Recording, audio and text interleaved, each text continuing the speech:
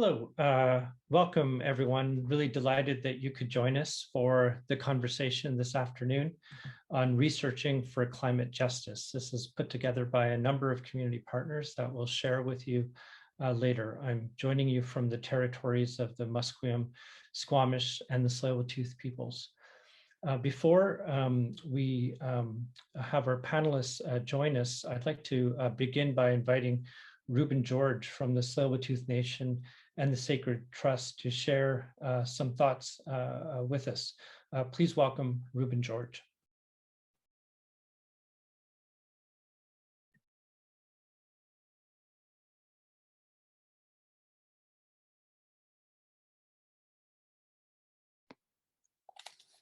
Good morning, everyone.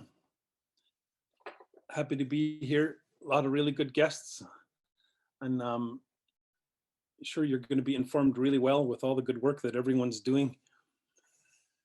You know, when we first, well, the way Tsleil-Waututh works has been a big shift the last 30 years. It was primarily our elders that really pushed this initiative, and it was my uncle Leonard George who really pushed hard to start to create change and create healing to help us to reconnect to our lands, waters, and everything here. What we started working towards through ceremony was working within our Coast Salish law of truth, family, health, and culture. And then within that is all the fundamentals of any religious or any spiritual belief of love and honor, respect, dignity, pride, compassion, understanding, and truth, and knowledge and wisdom. Those are the foundation of humanity. But within our law of truth, family, health, and culture, we wanted to create and take our rightful place back in monitoring and taking care of our lands, waters, and people. It was so important to heal, you know, what has happened to the indigenous people, but in Tsleil-Waututh in particular, we wanted to create change and heal.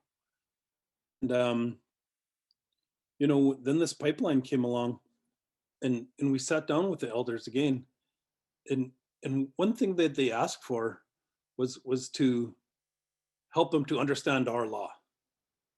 And essentially our law comes from our culture and our spirituality. It comes from spirit. And I was perplexed at that time because I was thinking, how could I teach them our way, our law, which is our culture and our spirituality, our way of spirit, to people who don't even understand they carry a spirit within inside of themselves, or work within those laws of love and honor and respect. And you know, trauma is essentially lack of love. And I see that with the destruction that they're causing, that they are lacking that. They're lacking those teachings of humanity, or they wouldn't make those decisions. They'd make better choices for their future generations. And I was like, how are we gonna do that? And we were put under pressure and worked with a lot of great people. And, you know, that's how we did first of all, the assessment, the 1,200-page assessment of the Kinder Morgan Trans Mountain Pipeline. And we kept on going. We did an economic study, and we did multiple because the price per barrel fluctuated so much, and went down to less than zero during COVID time. So we did multiple studies around that. We did a spill analysis and a clean analysis. We just finished an air quality study, all based on that, you know, as well as enhancing what we have by cleaning our inlets and raising our salmon coat, reintroducing elk, cleaning the inlet to our first clam harvest. We're the leading nation, our leading peoples in the lower mainland with our solar panel farm that we have. So we enhance, but we also protect what we have. So we did all this work, and then we went to court to explain that. First, it was a long process of working with the flawed NEB, and then the ministerial committee. Then we went to court, and we really wanted to push and to explain. And then we won, and then we lost, and now we're back to the drawing board on what our next steps will be. But what I'm finding, and I've been working with lately, is nations right across the country that are dealing with the same problems. for example, they asked me to moderate some of the murdered, missing, and women inquiry here in British Columbia. And I phoned my lawyer friends that were working on it, and they said, no, don't. They said they're looking for credibility because 17 executives quit because they weren't doing it properly. It was good that they're listening to the stories of the victims, of the families, but the inquiry should have been on the police, the judges, the coroners. And then I seen what happened back east with our Mi'kmaq relations and their fight. They won in Supreme Court, but they're still forced to sit down and negotiate and determine what is their rights and explain it, even though they won. Or look what recently happened with our Nuu-Chulnauth relations on the West Coast. They won, but they're still forced to sit at the table. Or the Chilcotin decision, where they're forced still to sit at the table to determine what our rights were and what they are. And you know, I've been talking with all these nations and figuring out what our next steps are. We're pretty confident, pretty happy that we're still going in the right direction. We still have more on board to win against the Trans Mountain Pipeline and Trudeau than we ever have. But it still continues, and it's unjust. It's even when we win, which we, you know, we saw Canada copy our evidence. We caught them, and we brought that evidence forward and showed the 3 judges that there were copying, and they said, we're not going to look at that. That's unjust. You know, it's set up that way. There is a set standard that Canada works with the nations that are trying to move forward, whether it is stopping fossil fuels, whether it is our fishing rights, our hunting rights, even dealing with education or the Ministry of Children and Family. There's a set standard that they work by that they actually don't have to, because we're working within our rights of the Canadian Constitution, our rights, but we're still forced to do this, and it's wrong. Even with the murdered, missing women inquiry, it's wrong, but we still do. We still continue. We still fight. You know, longevity is such an important thing when you're doing this. It's been 11 years working on for myself against this Kinder Morgan Trans Mountain Pipeline. And a lot of things have happened since then that really benefited our nation, because we've been in this fight economically and land and other things, you know, and working with our allies. You know, what we created here is what Uncle Len and I were working on before he passed, the efforts that we put into creating an assessment and studies and analysis. We wanted to do that for each and every department for Tsleil-Waututh Nation, whether it's economic development, housing, education, health, and create our law backed by truth, family, health, and culture, backed by the foundation of any of the religious or spiritual foundations that they teach of love and honor and respect, those teachings of humanity. And make sure they're abiding by our law, and make sure that whether it's education, that studies have shown when First Nations start to take and to learn social studies, that their grades go down because it's degrading.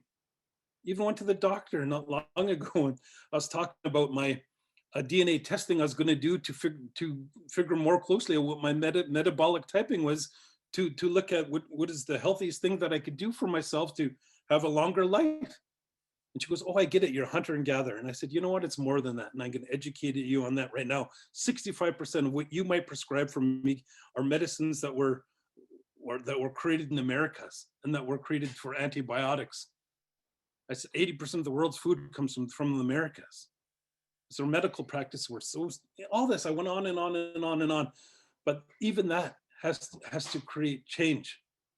Protecting a woman, we need to create change. And it shouldn't have to be a fight or a battle, because this country was supposedly based on those fundamentals of what I'm talking about. Then you see industry coming in and changing things how they see fit.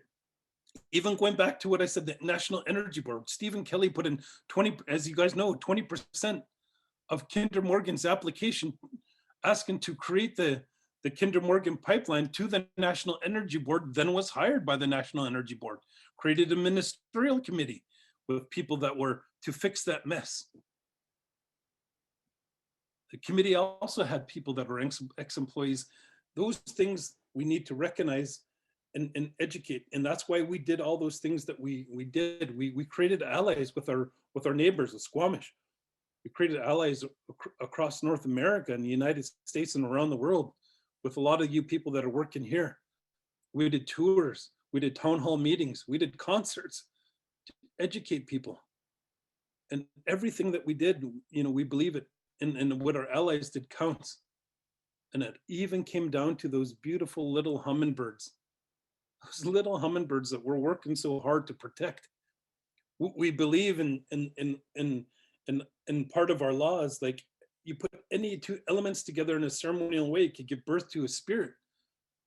You light a smudge, that's earth and the energy of the sun is the fire, and you light it and the smoke comes out, that has a spirit with intentions. We all know what that's like because we love somebody and we feed each other off that love. That love is a spirit. If you love somebody really special, like every culture everywhere around the world, they call it marriage. That's part of our law. And we teach my kids and my nephews and my nieces and to have that same connection to those things that we are connected to, because our language of Mitakiase Lakotas might they do say, which means all my relations are here, Natsaman. That's the oneness of connection of everything that carries the spirit, and that's our law. And that's what we do our best to work with. You know, we never compromise ceremony, so we shouldn't compromise our belief in how we should protect those things that we're connected to and those things that we love, despite all of these efforts by government and industry that try to stop it. You know, I got to talk to the Kinder Morgan lawyers a long time ago. Geez, about 7 years ago, I think. I told them, if you guys win, we all lose. If we win, we all win. And that's our goal. That's our goal, to make sure it's a better place. And how we see, we have to. When they put the dubious task in front of us to teach them our law, we did. And we will continue to do with each and every one of you. We will continue to do, and we have to win for our future generations. We really have to win. So I thank you all for coming in. I thank you all for your passion and your longevity and your strength and your courage to want to create something better. And I'm talking to the panelists and the good work that you're doing. I think the people that are listening, that, you know, if it touches you in any way, that you put in the same effort to create some good change. So I thank the organizers for creating this event, and blessings to you all, and be safe during these hard times of COVID. So thank you very much. Thank you so much, Ruben George, for sharing your words with us. My name is Am Johal. I'm the director of SFU's Vancity Office of Community Engagement and the co-director of SFU's Community Engaged Research Initiative. And today I'll be the moderator for Researching for Climate Justice. The event is a response to a growing problem as more and more research is being done to learn more about the impacts of climate change and to develop solutions with a sense of race against time. There's been a failure to adequately integrate equity and justice in our response. Back in 1958, when Charles David Keeling began measuring parts per million in Mauna Loa in Hawaii, it was 314 parts per million. In 2013, we already passed 400 parts per million. Just in April of 2021, there were a few days where we passed 420 parts per million. So this is a very daunting task in front of us that's existential in nature. And the pandemic also has highlighted the many ways in which inequity is deeply embedded in our society. How climate change affects certain communities more than others tells us the same story, both the responsibility for and the suffering caused by climate change, which is unequally distributed. And today we ask, how is climate research dealing with the questions of equity and justice to address the disproportionate impacts of climate change? And what kind of evidence base are researchers working with, and do they reflect what they're seeing on the ground? We look forward to the advocates and panelists that are going to be joining us. And also some of the discussion today is going to help us shape further programming based on the discussions that happened this afternoon. Just first, a bit of housekeeping. I just want to remind you of the community guidelines for this conversation. There's going to be zero tolerance for those who promote violence against others on the basis of race, ethnicity, national origin, sexual orientation, gender identity, religious affiliation, or different ability. Ask that you read these community guidelines, and we do welcome questions through the webinar format, and we'll try to get to as many of them as we can. Another way we'd like to hear from you is through the Padlets. We have several of these interactive idea boards dedicated to answering specific questions on the topic. Namely, what are the most urgent actions we should take to ensure equity is foregrounded in climate research, data generation, policy, or solutions? What questions are we not asking about climate justice that we should be? What research and or data would help you advance climate justice in the work that you do? And there will be several more questions as well. We'll have links dropped into the chat with instructions on how to use these Padlets. It's a great way for us to gather information that will help us plan future events and to have researchers and community organizers be in conversation with each other. And for today's agenda, we'll begin with a panel discussion that's going to last about 50 minutes, and we'll have about 20 minutes to respond to your questions submitted through the Q&A. After that, our panelists will have a minute to give closing thoughts, and we also have 3 respondents who are here listening in the audience who are going to share some closing remarks and thoughts and reflections with us prior to the end of the event. We also have closed captioning available for today's event. You can turn it on and off by clicking the CC button on the black bar at the bottom of your screen. Also, a note that we'll be recording this event and sharing it so that others who couldn't make it today can benefit from the discussion. We're going to get things started with a poll, and to get a sense of who's in the room, we have a quick poll question that will be popping up on the screen shortly. If you scroll down and see the options, we're going to leave it up for a minute or two and see where people are coming from. There it is up right now. If you could take a bit of time to scroll down and answer the question, we'll have a chance to share that in a minute or two.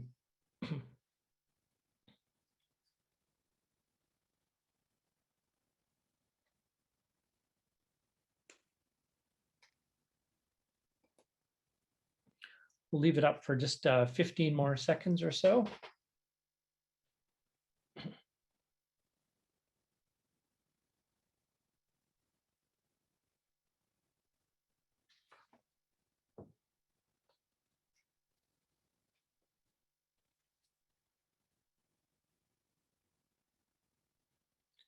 Okay. Well, let's see here. We have 33% are in educational service. I guess having so many university partners, that would be the case. We have professional, scientific, technical services represented here, public administration. So some people in provincial and federal governments, civic governments likely as well. Some construction and manufacturing. So great to see a diverse group of people here. And also once the video is available for this event, it'll be shared far wider as well. We have an incredible panel of speakers here today, and I'll introduce them quickly. Their fuller bios are up on the website. But with us today, we have Eugene Kung, a staff lawyer at West Coast Environmental Law, Anjali Gupta, the climate justice lead at the Sierra Club of BC, Salem, a counselor with the Squamish Nation, Tessica Trong, ministerial advisor for the BC Ministry of Jobs, Economic Recovery and Innovation, Mark Lee, senior economist at the BC office of the Canadian Centre for Policy Alternatives, Andrian Doyan, assistant professor and director of SFU's Resource and Environmental Planning Program, and Maya Gislason, assistant professor in SFU's Faculty of Health Sciences. We're going to begin. Eugene Kung, if you could join us and share your thoughts with us. Welcome. Thank you so much. and good afternoon to everyone. Thank you so much to Ruben for the lovely opening and starting us off in a good way. My name is Eugene Kung. I'm a staff lawyer with West Coast Environmental Law. I'm coming to you today from the unceded territories of the Squamish, Musqueam, and Tsleil-Waututh peoples. And, I thought I'd start off with just a little bit of an overview, so we're all on the same page about what we're talking about in terms of climate justice, and maybe identify a couple of themes and questions that I've been thinking about and that have kind of popped up over the course of the last 15 or 20 years that I've been doing this work. Climate justice, of course, is an approach to climate change and climate policy that embeds within it a social justice and power analysis framework. It recognizes that the people who are the most impacted by climate change are also those who are the least responsible, have the least ability to mitigate or adapt, and who are therefore most vulnerable from the impacts. And it looks as well at the solutions to that through that lens. And so an example of that would be around pricing and the approach that some historically have taken to encourage, for example, price increases to hydro rates or gas prices in order to encourage consumption, which of course ignores the fact that many people who are already struggling economically don't have the ability to switch heating sources, for example, or transportation, and are already pinched by it, and that those policies, even though they may have the right intent, kind of inadvertently are punitive to folks who, again, are the least responsible for the problem. And this applies, of course, at a localized level, but as well regional, provincial, national, and indeed international. And we'll hear a little bit more about those different contexts from some of the other speakers today. One of the things that I've been thinking about a lot as someone who's working within the environmental nonprofit sector is the role of justice within the environmental movement. And it's my view, and I know that others share this, that the approach of the mainstream environmental sector is challenging and needs to shift from a kind of traditional conservation framework towards one centering justice and equity. And, if we look back at the history of the environmental movement, especially as it emerged in the 60s and 70s, what those folks were trying to do was to create political power and put environmental issues on the political map. And in doing so, many of those organizations replicated the same dynamics of power that existed and inadvertently kind of reinforced those dynamics. So of course, within that included white supremacy, patriarchy, ableism, and colonization. And it's something I think we see still within organizations, and it's something that really needs to be addressed.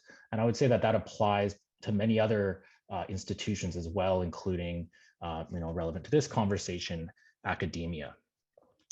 And especially as it relates to environmental issues, and I think the climate crisis really puts a fine point on this, I actually believe that there is a limit to an approach to environmental issues that understands them and advocates for them as a standalone kind of siloed political issue that then gets pitted against things like the economy, like things against health and education, when in reality, environmental issues are the foundational conditions for all of those other things to exist. Environment and health, human health, are intimately and inextricably linked. Likewise with the economy. And it's really, I think, actually unfortunate that this distinction has played out. And I think it comes at its root from this notion of pushing the environment as a standalone and siloed issue. So as we're moving forward and looking to kind of improve climate justice analysis to make sure that our policies do not cause further disproportionate harm, of course, one of the things we need is more data. There's just simply not enough information to make really informed policy decisions. And in that regard, there are some small steps being taken. I'll note Bill C-230, which is currently before the federal government, allows for the collection of information and data that can inform an environmental justice and climate justice lens. These are things that are really important in order to do it. But I'll also mention, I think, on a really important piece for folks who are engaging in this type of research or engaging in the advocacy of it, especially if you are working within an institution that, as I mentioned, kind of has roots or replicating those power dynamics that I talked about, to be very conscious with the ethics of these types of studies. We've seen too many times with studies of marginalized groups that it becomes another form of extraction, another form of taking people's stories to benefit someone else's political, academic, filmmaking career, while leaving those communities at the end no better off than when they started being studied. And so I think there are really important things that we should be thinking about in terms of working together with marginalized communities, making sure that the research not only is about them, but benefits them, and that it's not replicating these same kind of extractive dynamics. I'm going to end my thoughts there. I'm really looking forward to the questions and to hearing from the other speakers. I really want to thank the organizers again for inviting me here to join, and we'll see you in the Q&A. Thank you. Thank you so much, Eugene. I'm going to ask Anjali from the Sierra Club to share some thoughts next. Welcome, Anjali. Thanks so much, Em. And thank you to all the organizers and to Ruben as well for your opening comments. I'm Anjali. I am a climate justice lead campaigner at Sierra Club BC, and I'm also a sectoral organizer with the newly formed Climate Emergency Unit that some of you might have heard of. And I've sort of done climate justice advocacy for about a decade at many different levels, but I've always worked at this intersection of social movements and political processes. And the early part of my career was spent working with an international coalition of organizations representing sort of global South movement demands at the UN Climate Convention. And so that international climate politics scene was a really good base knowledge, a really good foundation for my work now in BC, which is a different context, but has largely the same power dynamics on a smaller scale.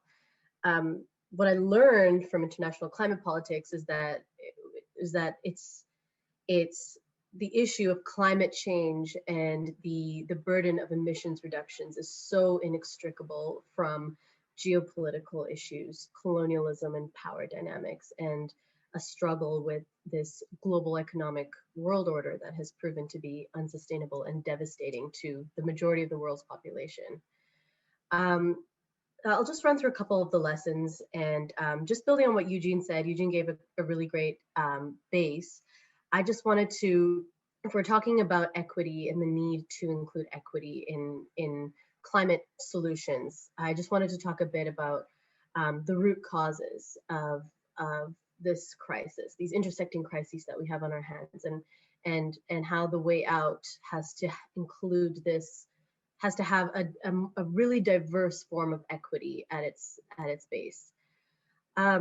So the movements that I've worked with in the past have largely been movements in the global South, and there's a kind of a distinct difference, and that gap is closing now, between social movements for climate justice that originate in the global South, because they tend to be, the movements originating in the global South tend to be inextricably tied to issues of debt, colonialism, and Western neoliberal models, and the issue of development as well. There isn't really separation. If you look at some of the really strong social movements for climate justice, such as the Jubilee South, Asia People's Movement on Debt and Development, the Nigerian movement for the survival of the Ogoni people, in the Pacific, the Pacific Climate Warriors, or these anti-dam movements that have been so strong in South America and in India and in many other parts of the world. Though those are not just climate struggles. I mean, they are climate struggles, but they're not just calling upon political decision makers to reduce emissions. They're actually resisting structures that are pillars of the Western neoliberal economic world order that has been imposed on those countries as part of a post-colonial agenda. And so what created the climate crisis was, first of all, the rapid industrialization and the rise of capitalism by what are now the world's wealthiest countries. And that is the same system that continues to exacerbate the crisis. So those two things are inextricable. Climate change was created through the industrial emissions of what is now the global north. And that model is based upon the extraction of natural resources and exploitation of human labor. That was only possible because of colonialism. Colonialism was what made the capitalist exploitation of land and labor possible in the first place, by stealing indigenous lands and setting up this flow of slave labor from Africa and from other parts of the world. That was what created the raw materials and the foundation for the system as we know it. And then in a post-colonial era in the mid 1900s, was a lot of countries were starting to come into independence. Independence was not this immediate banner of freedom. There were huge crippling burdens of debt. And that debt, compounded with so many structural hangovers from the colonial era, has what's created and widened this gap of climate injustice. Those who are most affected by, and those are who are most vulnerable to the climate crisis. In that era of post-independence, the evolution of this capitalist system turned into the neoliberal world order. And that was a system that was imposed on most of the global south through sort of forced measures, using debt as a means to force countries, newly independent countries, into these unsustainable economic models of privatization and liberalization and open trade and de-investing in public services like education and free water and things that that are essential to human life. And this debt, which we can refer to as third world debt or debt of the global south, runs into the tens of billions. Some of the estimates are about $60 billion US dollars. And as we could see in this last year of the pandemic, that is the same debt that has grown deeper because of deep inequities in access to medicine, access to vaccine, access to healthcare. So all of this, I'm going to wrap up now. All of this is not separate from this climate crisis that we find ourselves within. The way out of the climate crisis lies entirely outside of these colonially imposed systems of accumulation, debt creation, and labor exploitation. And so the lesson from this, and I think the global climate movement is really getting there. We're really evolving as a global movement. But the way that our movements need to move towards is we need to make sure our movements are worker centered, because that's really what we have in common. This system of exploitation is widening the gap between the rich and the poor, and it's based upon accumulation of wealth at the top, which it's been painfully obvious during this pandemic. So our movements must be worker centered, and they must have strong international solidarity, because climate knows no borders, and must be rooted in the context and the knowledge of the deep inequities that created and exacerbate the climate crisis. And that's the only way that we'll get through this, because looking at the issue in a siloed way will never actually get us out of it. So I'll stop there and I will make way for the next speaker. Thanks so much. Thanks so much, Anjali. A really important perspective to bring to bear on the discussion today. I'd like to ask Salem from the Squamish Nation to join us next. Welcome.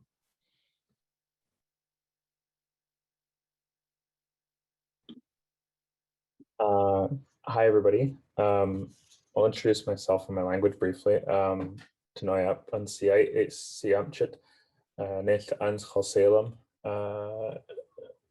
Quins nach Sechwas, what a mot not to Aslahan et Homonston, with H and 8 seats, what a mot, one of Chet to Kamkamalai, not to Hankupa.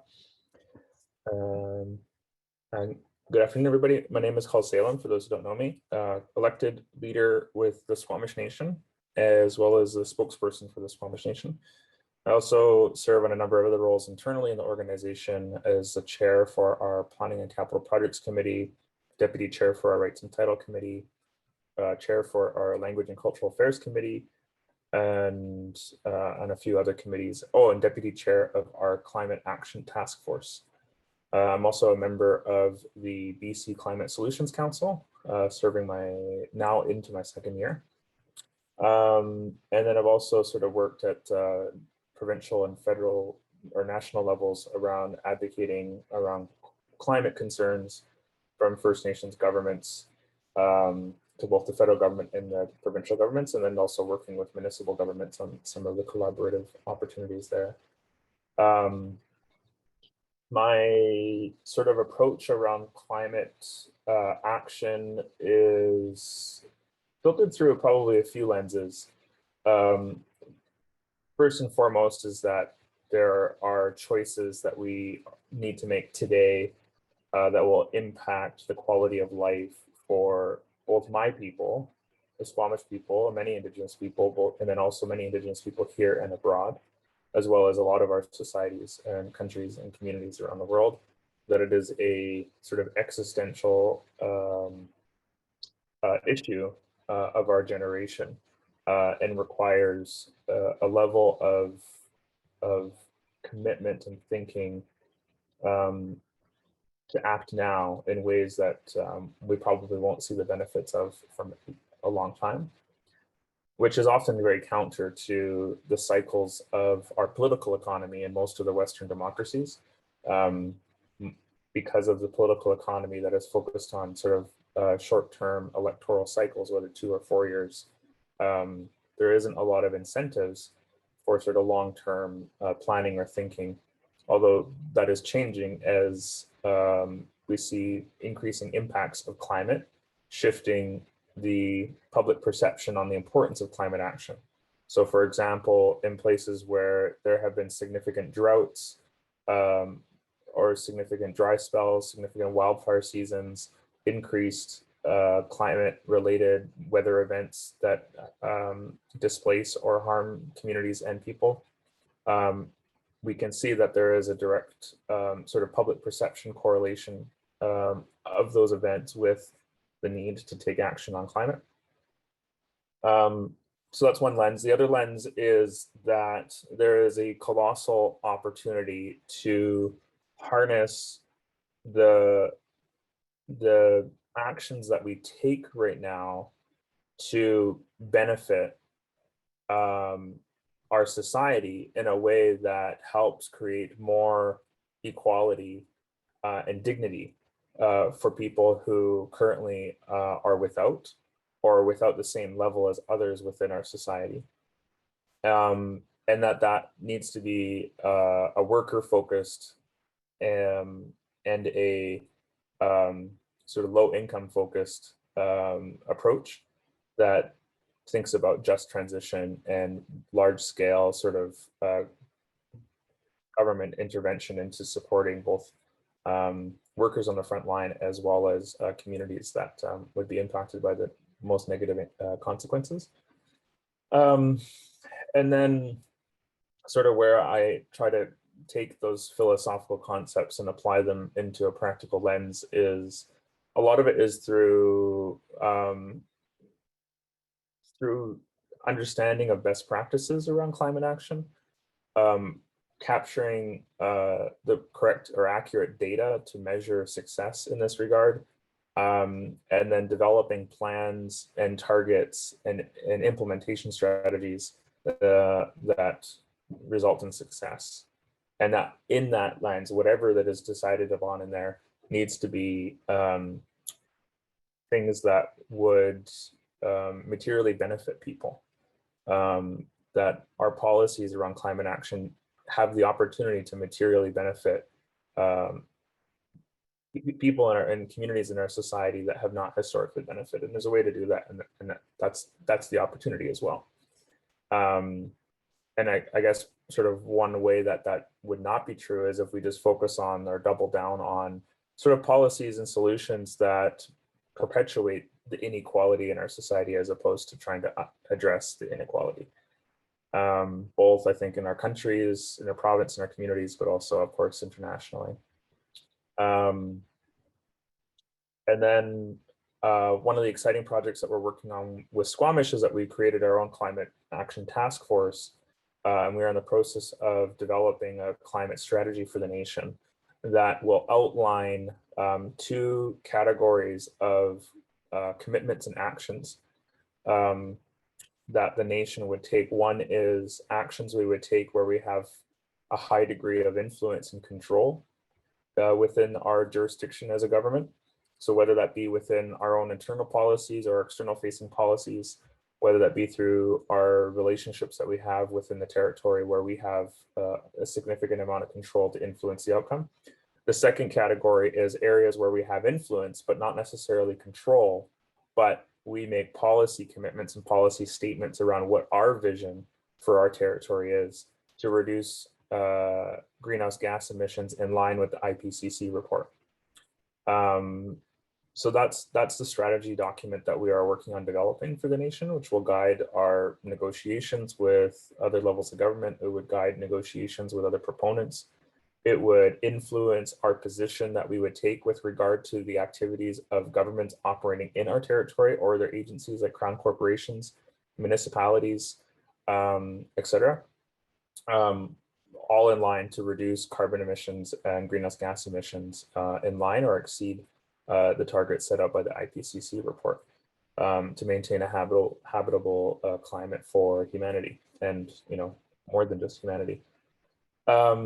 It takes a long time to get these things going, of course, unfortunately, but we are moving in that direction. Very excited about that work, and to work with a number of local governments who want to work with the nation in this regard to advance these types of ideas and to figure out what are the opportunities, what are the risks, and how can we succeed in that regard. Yeah, I think that's probably everything in a nutshell that I can think of. Salem, thank you so much for sharing those specific pieces that you're working on, really important to the conversation. Next, we have Tessica from the BC Ministry of Jobs, Economic Recovery and Innovation as a ministerial advisor. Welcome, Tessica. Thanks so much, and thanks everyone for having me. My name is Tessica Trong, and I also go by Zhang Zhiying, Zhang Qiying, Trong Tu An. Those are my Cantonese, Vietnamese, or Cantonese, Mandarin, and Vietnamese names. And I always start that way because those pieces of my identity really inform the work that I do. I also want to acknowledge that I am calling in from the lands of the Lekwungen speaking people, so the Esquimalt, Songhees, and also the WSÁNEĆ nations. As Am mentioned, I currently serve as a ministerial advisor within the Ministry of Jobs, Economic Recovery and Innovation. But I do want to preface that today I won't be speaking from the perspective of the BC government. I don't represent the BC government, and I'm speaking really more so from my roots as a climate activist and environmental activist. The words that Ruben George shared at the beginning of this talk really struck me. especially I think talking about love and talking about culture and people. Because I grew up and the way that I was radicalized was really through climate activism as well, and through the Kinder Morgan pipeline. And so it's really lovely to be on a panel with so many folks who I think I see as my ancestors, the ones who have been doing the work before me and have really given me the power and the agency to work on climate action as well. Similarly, I also served on the Climate Advisory Council that Salem is currently serving on. But today I really wanted to share, I think, really the unique role that that young people, that youth have in really impacting and amplifying the need for urgent climate action. I think unlike many of us, they're not necessarily limited to what's politically possible or what's feasible, but really looking at what's the moral right thing to do. And in September of 2019, as I hope many of you remember, there were youth global marches, climate marches around the world.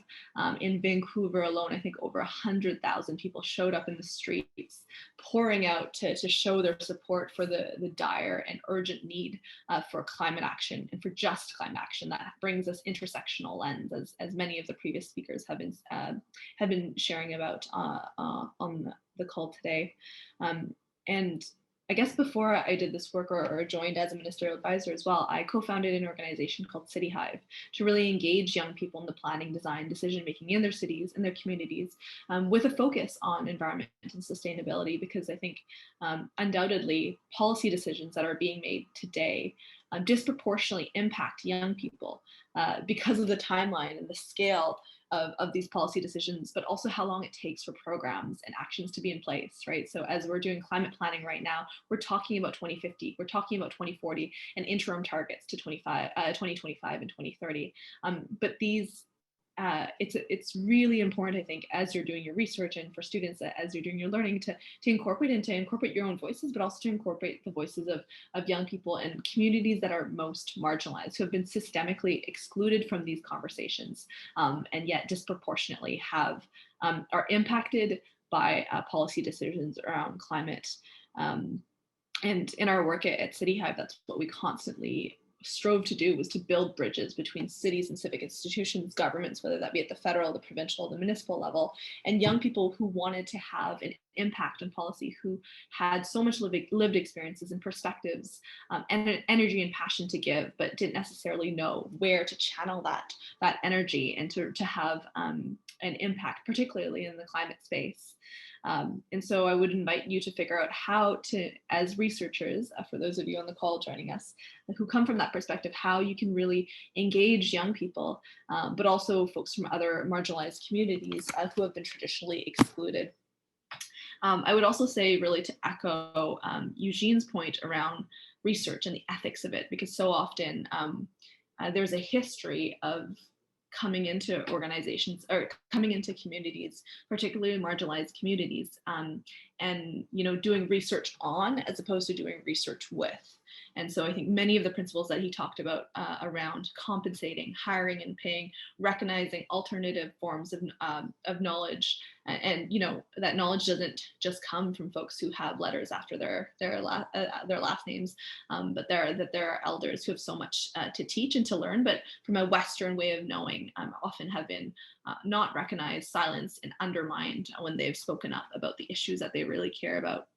And so using your positionality as folks who are linked to an academic institutions, how can you share resources, whether that be funding, whether that be titles, whether that be research positions, to folks from communities who have been traditionally impacted so much.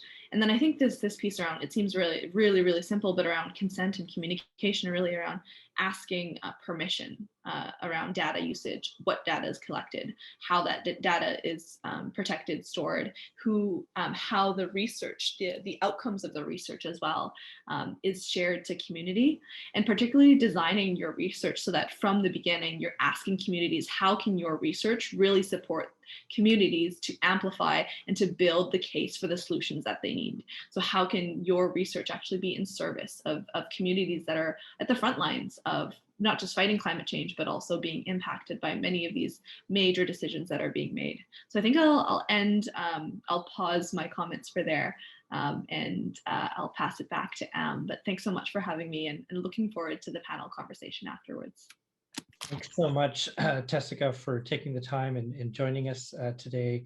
Great observations. Next, I'd like to invite Mark Lee from the BC office of the Canadian Centre for Policy Alternatives. Hi, everyone. Yeah, so Mark Lee. CCPA is a co-sponsor of this event. We're really happy to be part of it. And it's a real privilege to be on such a great panel. Like a lot of really great comments to start.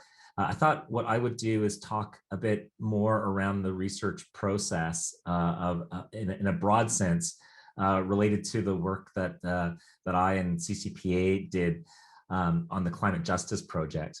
And this was a project that ran largely from about 2008 to 2015, and had a very broad output related to the issues that we're talking about today.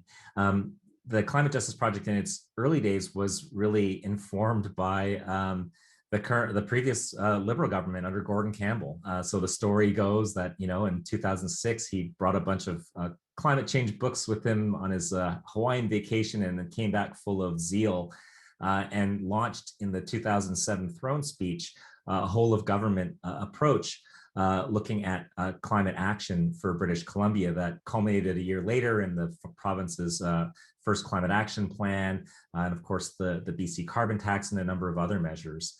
At that time, we were concerned, not because of the focus on climate change per se, but up to that point, the Campbell Liberal government had been a very right-wing government that cut regulations, that slashed the public service, that dramatically cut welfare. So our concern at the time was that, in any kind of rush to climate action, that vulnerable people, low-income folks, renters, would sort of be thrown under the bus. That the appeals would not necessarily think about the fact that there's vast inequality in our society. And we actually called this the second inconvenient truth, riffing off of Al Gore from back in the mid-2000s, that people have different resources, and that there are vulnerabilities. People in their situations are very different in terms of how policy can affect them, and how much the extent that they're causing the problem in the first place.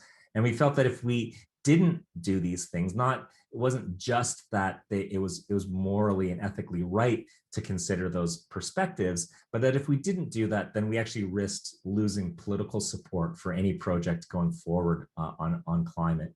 So essentially what we wanted to do was to get serious on climate in terms of what that meant from the science, but to kind of insert the DNA of social justice into that understanding, and to develop better policies that were more resilient and more inclusive. So some of the areas that we looked at in broad terms are simply the inequality associated with emissions to date, the fact that the carbon footprint of the wealthiest among us is so much larger than those at the bottom. And you could argue that folks in the bottom, 20, 30, 40% of the distribution really aren't the ones causing the problem. There was a study that just came out maybe a month ago that found that of the emissions increase over the past couple of decades, the top 5% was responsible for about a third of the increase in emissions. So, we sort of start to ask the questions about, what is this society that we're trying to save? To what end are we engaging in these aggressive climate action policies? At the end of the day, if billionaires and artists like Drake get to continue to fly around in their private jets while everyone else made sacrifices, is that the world we want to move into? Is it okay if we just, have our sweatshops powered by solar power instead of fossil fuels? And we think that, there's a lot more that needs to be done in terms of structural changes to make people's lives better. So we also look at, what is the impact of climate change itself on particular subgroups and populations. And then finally, what is the impact of climate policies in different areas? So I think in each of those areas, these were our starting points. Really the term climate justice was fairly new at the time. We really liked the term, but we didn't really know what it was in the sense that, to that point, the discourse had been more about rich countries and poor countries and, inequalities in terms of who's caused the problem at a national level and who has not.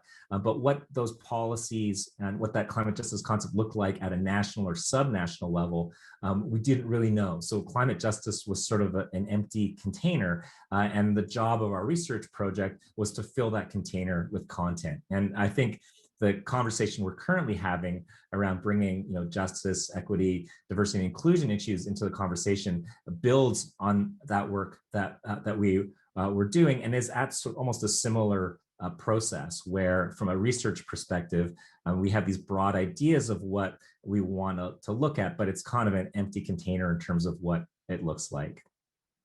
A lot of the early work of the Climate Justice Project was very, I'd call it sort of offensive in orientation. The idea that we were promoting a vision by linking together different strands of understanding and research. Later, when the government's attention shifted more towards fossil fuel development and development of LNG and stuff like that, we did a lot more work that was more kind of straight up defensive in orientation, arguing against the Enbridge pipeline or the Trans Mountain pipeline or stuff related to LNG.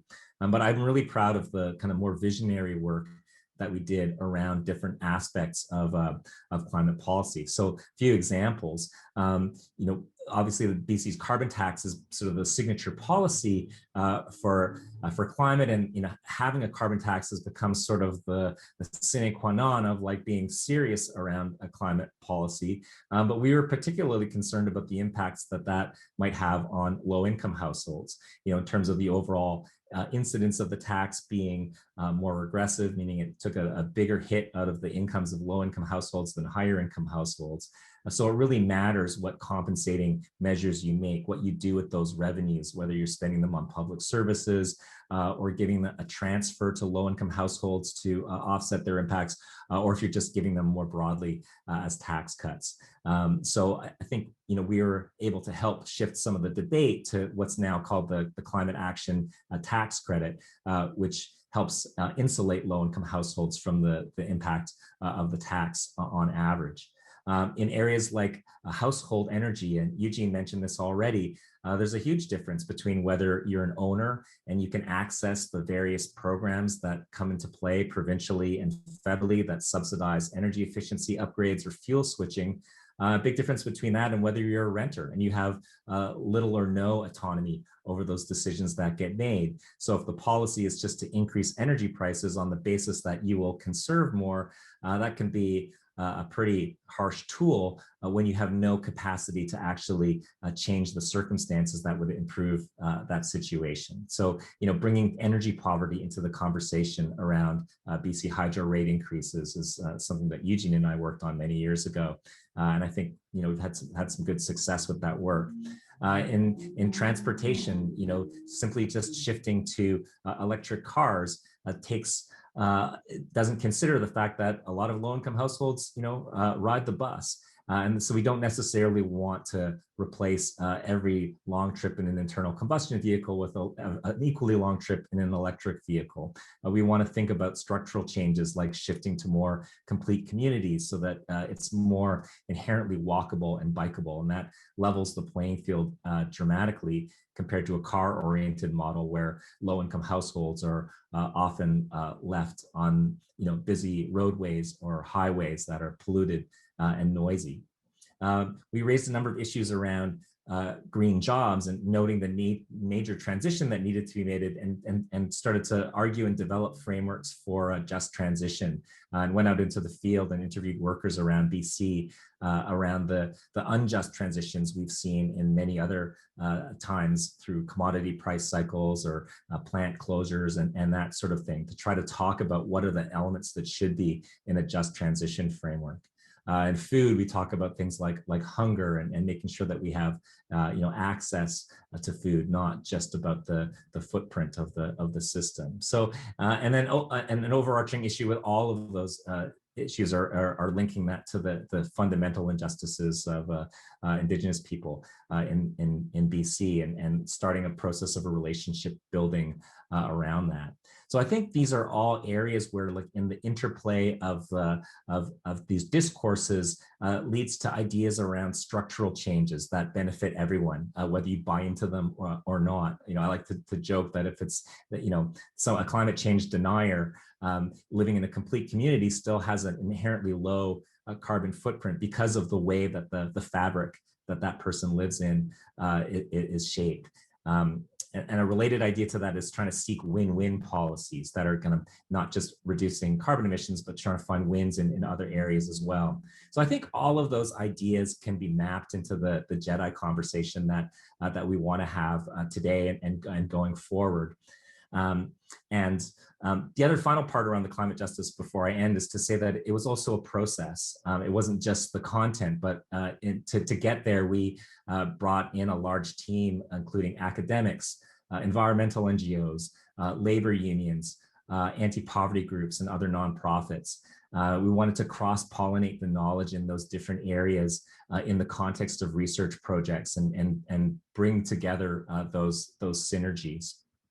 So, as we move forward in this area, I really agree with the comments that Eugene and Tessica were making around how we engage different communities.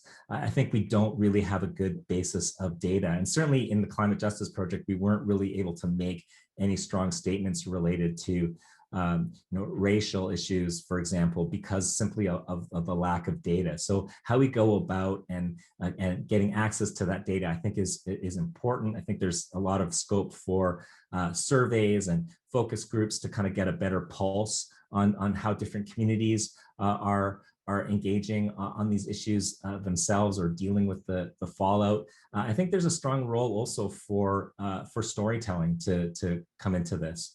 And I agree with Tessica's comment that ultimately this has to be in service to communities. So I probably talked too much already, so I'm going to stop there and pass it on to the next one. Thanks, Anne.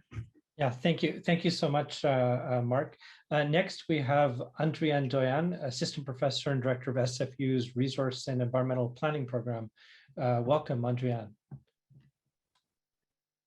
Great, thank you. And thank you to all the organizers, fellow panelists, and everyone who's here today. So yeah, I'm Andriane Doyan. I'm a professor in the School of Resource and Environmental Management. And my background is in planning, hence being the director of the planning program. My area within planning is I tend to focus on resilience and climate change and the intersections between how do we plan to create more resilient and climate resistant cities, but also thinking about the policy and governance implications of that. Another thing that I'm really interested in is processes of change and how we can either support or facilitate change towards a more sustainable and just future. So my initial research within the field of climate justice was really initially focused on engaging with other scholars and making the case for why we needed to incorporate equity within the research that we were doing, primarily within the areas of sustainability transitions and climate change. So wanting to convince my colleagues and my peers that we should be taking more of a justice lens to our work in terms of both the process and the outcomes. Then this sort of moved on to engaging with practitioners and from government and industry to do the same thing, to sort of encourage my planners, practitioners, that they should be also thinking about how to, incorporating equity and justice in the work they were doing, primarily environmental planners and folks who were connecting with resilience and climate change. What I found is I was surrounded by folks who wanted to support and facilitate the change towards a more sustainable future and more climate resilient society. And this was sort of grounded in two main ways. One, there was a sense of urgency that we needed to respond to the climate crisis. So we need to do something about this. So this was a big part of wanting to support this transition and to facilitate the change that we needed to see. But the response was also grounded in a socio-technical or eco-modernist approach. So essentially this idea that we can build or invent our ways out of this problem. So really providing a strong basis to thinking about engineering, technology, and even to an extent sort of business and industry. So that was sort of the focus, that we need to move quickly. And there's this sense that technology, infrastructure, things that we can build are going to save the day, or going to help us through this process. And again, with the sense of urgency, the main goal was really around how do we lower our emissions as quickly as possible? That's the number one thing that we need to worry about. So how do we achieve our goal as quickly as possible? And that goal being, we want to reduce our emissions. So again, my work was focused on the need that we needed to consider equity and justice in this work, in this practice. And we really needed to consider sort of the human and social implications more deeply, and to be thinking about the fact that through this desire to shift as quickly as possible to this new sort of sustainable future, that people were intrinsically linked into these processes. And there were going to be winners and losers as a result of the work that was being done or the work that was being planned. And that just wasn't part of the conversation. Also part of that conversation, and one of the things I was really hoping to engage with my peers, especially as researchers, is something that both Eugene and Tessica touched on, is the importance of being an accountable and a responsible researcher. So being responsible in the sense that we're doing work that is meant to help provide a contribution back to society, and accountable in terms of being accountable to the people who are researching with, for, and who are part of those processes. So again, not just thinking about equity and justice implications in terms of the research or the policies, but also in the entire processes. And again, my main messaging was really the fact that a transition to a more sustainable future must include justice. So the transition needs to be sustainable and just. So that's where I began with this work. And now sort of I wanted to sort of share where we're at now, or what I'm currently seeing. And one of the things I also want to sort of state is I'm going to be focusing on the municipal level. So as I was saying, I was a planner, and Am spoke that as the panelists, we were all sort of going to be touching on different scales, jurisdictions, perspectives. And for me, that sort of jurisdiction or scale is really at the city level. So at least at the municipal level, I'm actually seeing much more of awareness and some type of understanding of what climate justice is and why we should care. So I optimistically will say that we are seeing a shift. This is when I'm having these conversations, or I'm talking about equity considerations within climate change planning or justice within urban resilience, I'm not met with blank stares or confused faces. People are on board to have these conversations. As part of the research that my research group has been doing, we have been looking at the different municipalities across Canada that released climate action plans after they declared a climate emergency. So the plans that have been released in the last couple of years. And in particular, we wanted to see to what extent are these plans incorporating or including equity in their work. So over 50 municipalities across Canada released climate emergency action plans, again, as a result of the declaration of climate emergency. Of those plans, just under half addressed or included equity in some way. And of those 24 plans, we identified 8 plans that are actually engaging more deeply with the concept and the desire to respond to climate justice or climate equity. So some might say that that's not great. We only have 8 cities who are actually really thinking about this. But a few years ago, this would have been something that wasn't addressed at all. So I still do see it as an improvement. And again, if we take an optimistic lens, I am going to be optimistic that we're going to be able to keep pushing municipalities to do this work. So now that we're seeing cities acknowledge or recognize that climate justice is something that they need to be concerned about within sort of the purview of what they're responsible for, again, it becomes like, okay, so what's next now? They're acknowledging or recognizing climate justice. So how do we move towards sort of this, from this state of acknowledgement to actually acting, to actually trying to respond or to injustices or potential injustices, and to actually foster the change that we really want to be seeing? So it comes down to now we're saying we need more action. We need less talk and we need more action. And one of the things we're also seeing is, as part of that action, is there is a need to look at or develop or include different forms of measurement and evaluation in the way that we're talking about and thinking about equity and justice within our climate action plans.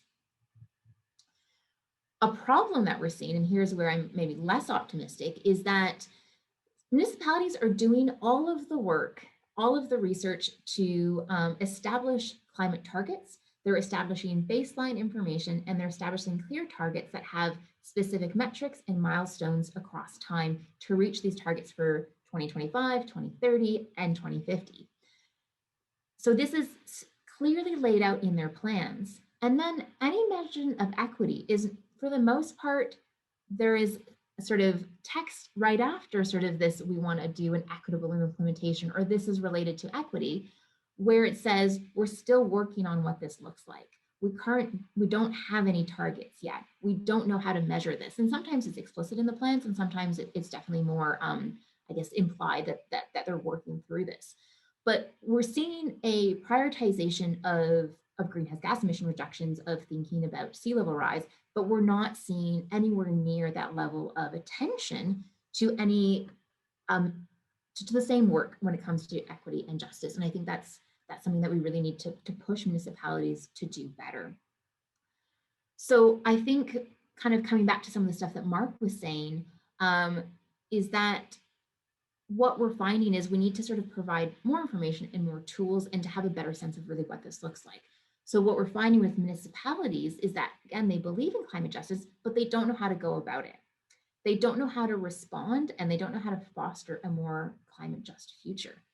So I find my work is currently sort of in that space now of, oh, well, how do we enable practitioners and municipal governments to actually do this work? So my research is kind of focused now on two areas. One is on encouraging municipalities to ask the following questions about their strategies, policies, actions, and so forth. So one, when they're thinking about the different actions they're implementing, will the implementation of this action create a more equitable outcome? Will it create new inequities, or will it exacerbate existing inequities? And the really important question, and how would we know? So are we aware of the equity and justice implications in the work that we're doing? And how would we even begin to evaluate or measure that? So again, coming back to something that Mark said, is that we need to collect data. There is a lack of data on this that is quite alarming at times when you really start to begin to dig into it. So we need to be looking at the sort of the kind of data that would help us to do this. And again, I want to sort of acknowledge Tessica and Eugene's point of making sure that that research is done ethically. So the most obvious example is really collecting disaggregated demographic data. So we need to know the differences between the communities and peoples who are being impacted or potentially impacted, and we need to have information on who those people are and their lived experiences. We also need to be thinking about the relationship between qualitative and quantitative data in how we're addressing both baseline and future measurements. And the last thing I want to say is, again, coming back to this idea that many of these conversations are happening with scientists, engineers, and people from socio-technical backgrounds. We need to also help them engage more with equity work, but also provide tools that are familiar to them. So working with quantitative data, visualizations in more succinct ways that they can incorporate this work, and to work towards developing tools, strategies, and frameworks that these folks can use in their everyday practices, so that it's part of their work and not something that's done by another department, but it's something that we actually incorporate more holistically into climate action. That's all for me. Thank you. Thanks so much, Adrienne. I'd like to invite Maya Gislason to join us next. She's an assistant professor in SFU's Faculty of Health Sciences. Thank you so much. And I am going to share with you a little PowerPoint as a way of just, I think, consolidating a lot of what is being said, beginning with Ruben George and then moving through these conversations about data. And I wanted to talk a little bit about, you know, the kind of ways in which I'm working on these issues. But before, I would like to begin by acknowledging that I am on Clahus, Hamalco, Kwakutl, and Salaman territories as an uninvited guest and settler. And so from here, I get to beam into this beautiful space and speak with you all about this idea of what does it mean to be a researcher in these very intentional kinds of ways that we've been talking about here today. And what I wanted to do is to add to the conversation that's happening already around how, when we're sitting in the university context, and myself, I'm an eco-social health equity scholar. So I work at this interface between social systems and ecological systems, and trying to understand how do we build an understanding of what happens and what needs to happen in order to create change at the interface between these systems.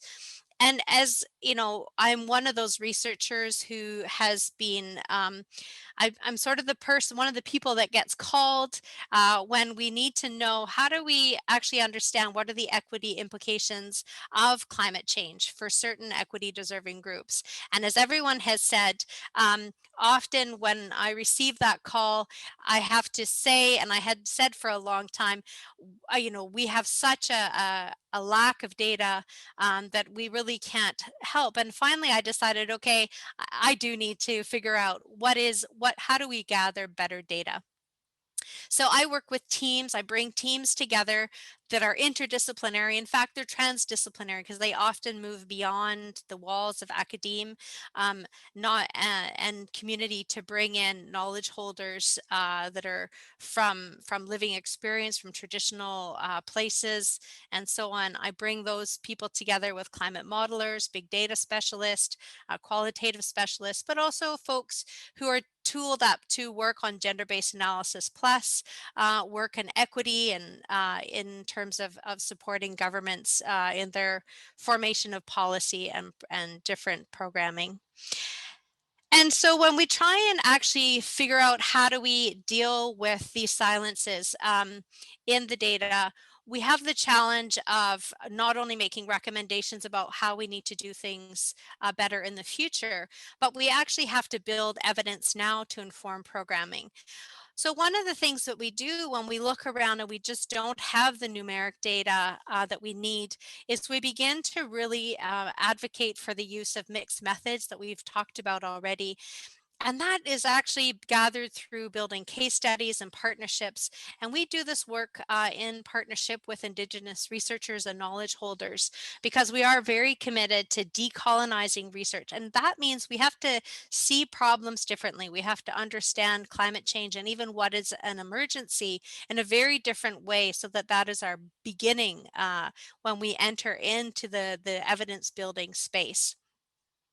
And then we also have this challenge of having to figure out how to bring together knowledge that comes from climate science with knowledge that comes from environment and environmental health, and then knowledge that comes from the social equity dimension of things. And that is a complicated process because when we're sitting inside of the university, we have so many disciplinary hierarchies. Then we have many hierarchies in terms of what matters in terms of knowledge and knowledge generation processes. So you can't imagine the number of conversations I have about the value of qualitative research, bringing that into numeric data or big data spaces, processes around how do we actually be community informed, culturally safe, and decolonizing our methods in the ways that we've heard a lot about so far in this panel. We need to slow down research if we're going to actually begin to answer these questions properly. And then we have to reconcile with our partners, how do we work between science time and policy time so we can get things done and take action, but do it mindfully and without causing more harm. And a lot of this work then has to be theory driven. We actually have to have a way of guiding our work differently. And some of those theories that we use are not only the equity, diversity, and inclusion principles and the decolonizing principles we've talked about, but also intersectionality theory. And then the beautiful flower here that you see is actually from reconceptualizing intersectionality through an Indigenous lens. And we bring these all together. The other thing we need to do, I think, is very fundamentally challenge what we're thinking about. What is equity? When we're looking at social equity in the context of climate change, we have to think about environmental racism. We have to think about multi-species equity. We know from COVID-19 that pandemics emerge out of places where animals are suffering and environments are suffering.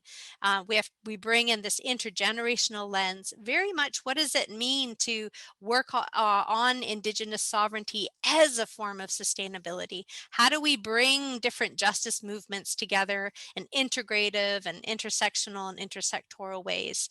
How do we actually build into our research principles of interconnectivity and interdependence and do this work within the context of limits to planetary growth?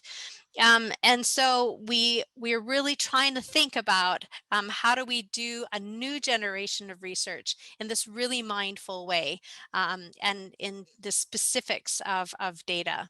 So that's what I wanted to share. Thank you very, very much.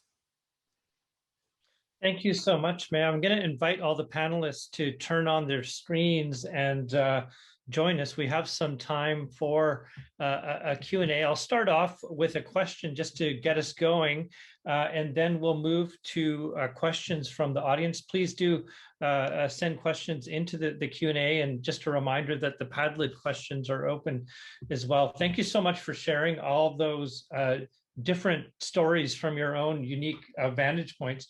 One of the questions I was going to throw out to you is that in looking at justice, equity, diversity, decolonization, inclusion, from your own vantage point, what are the blind spots within either the environmental movement or social movements, or let's say from the perspective of research, what are the questions you're thinking about, or where do you see the blind spots within your own sectors that you're working within? What could be done better, I guess, is the question I'm asking. I'm wondering if any of you would like to jump in on that one. I'm happy to jump in. I think I'll kick it off, and hopefully I feel like I see Kel Salem has his hand up as well. But I think that the very definition of privilege is the fact that you don't see it, right? And so if you're coming in, I suspect that many folks who do have access to these spaces, these research spaces and connections to academia, means that you do have one, if not multiple levels of intersectional privilege, is to do your homework, to go in and listen to podcasts or do readings and actually learn more about the experiences of folks from lived experiences that you don't have those, so that you don't have those perspectives to, or better than that, if you have the funding, if you have the time, the capacity, bring them to the table so that you're not responsible to bring their lived experiences to the research and to these decision-making tables, but rather they're there with you and they're walking alongside you and they're informing right from the beginning the objectives of your research all the way to the end, where the outcomes are released, how they're released, how they can be actually used and benefit community, and that this work, I think, as many of the researchers have mentioned already, needs to be based around relationships, right? Because at the end of the day, that's what will make us stronger in terms of being able to implement to take the climate action that we need is really building relationships of trust and reciprocity with the communities, whether it be communities of color, whether it be communities with folks with disabilities, queer, two-spirited LGBTQI communities, and other marginalized backgrounds. So that's where I want to start off my comments. Thank you, Jessica. I have Kel Salem and then Mark. Yeah, lots to say on that one. So there's a couple things. One, I think in many ways, the climate movement doesn't know how to talk to working class, regular people who don't live in the bubbles that we live in. And there's sometimes a lack of awareness about how much we live in a bubble and only expect to organize people who think exactly like us on all social issues. in order for us to build coalitions to actually advocate for sort of material change around climate issues. And then the other part of it too is that we get stuck in sometimes fighting for abstractions as opposed to fighting for material conditional changes. And the piece there that's missing as well is like it's a data thing, it's an understanding, it's a listening thing of actually like going out and listening to communities from different backgrounds to build coalitions, to create large majorities that can influence political decisions, elections, etc. You know, so much of the climate activism is happening in the heavily urban areas.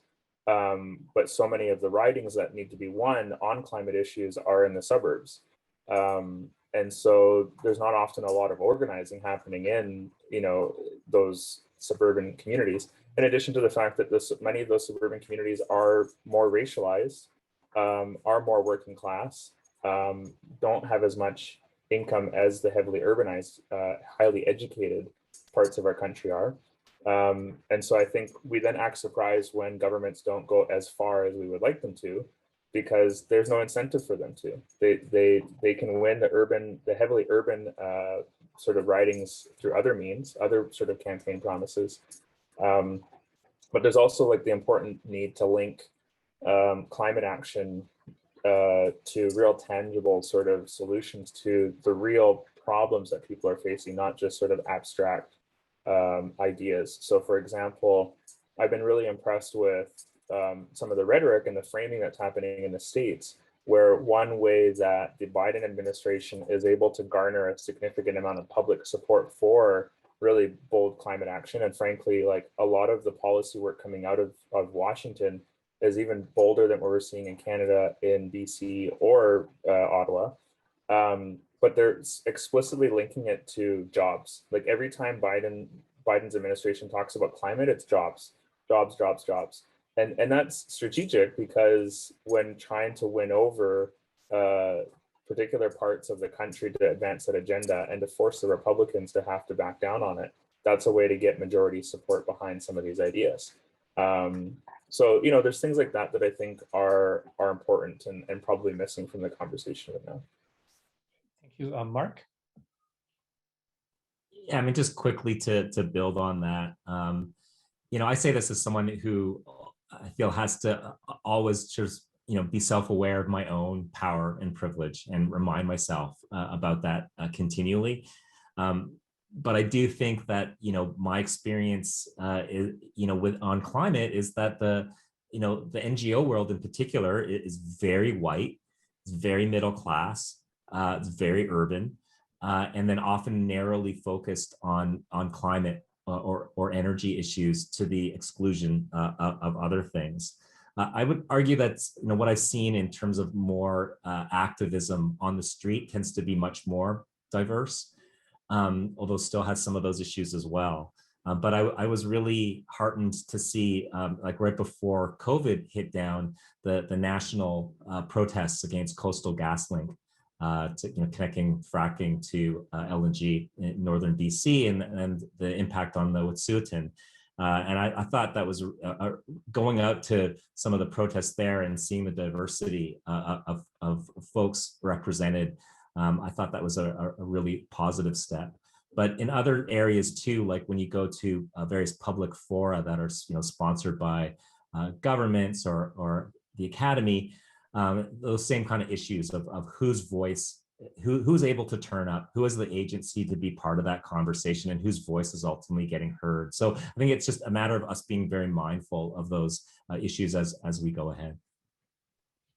Thanks so much, Mark, and all of your comments around class I think are really relevant. My dad was a lumber grader in Williams Lake for 35 years, so it's a circuitous route to the environmental movement coming from those more working class communities. There's a number of questions in the chat. I'm going to mention a few of them and see if any of you want to jump in. From Frankie, he's raising the question of the police are usually on the side of the state, and what how can we challenge that type of power? And one of the questions he asks is, how can we make the Indigenous voice valid and respected to the rest of the amnesiac public? There's a question around municipal regional action. That one might be to Andrienne.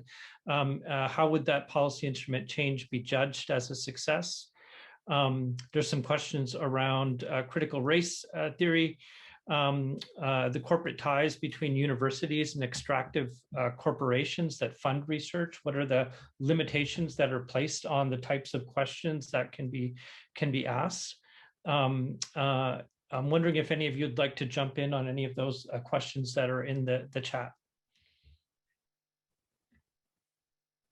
Yeah, go ahead, Andrea. I guess I'll take a stab at the municipal regional. And I'm going to apologize if I don't quite get if I haven't quite understood your question, but I think the question is, actually, I'm just going to read it again. But of course, I've lost it.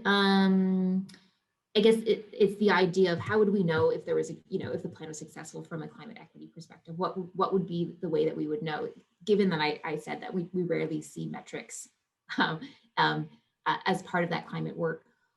There are a number of different ways that we can do that. So we can analyze plans and we can analyze outcomes in different ways. A very traditional way to look at this is either from an environmental justice or climate justice perspective, is to use the tripartite forms of justice. So really thinking about distribution, procedural, and recognition justice. So a lot of scholars will return to those forms of justice to understand a particular strategy and also those impacts of those outcomes.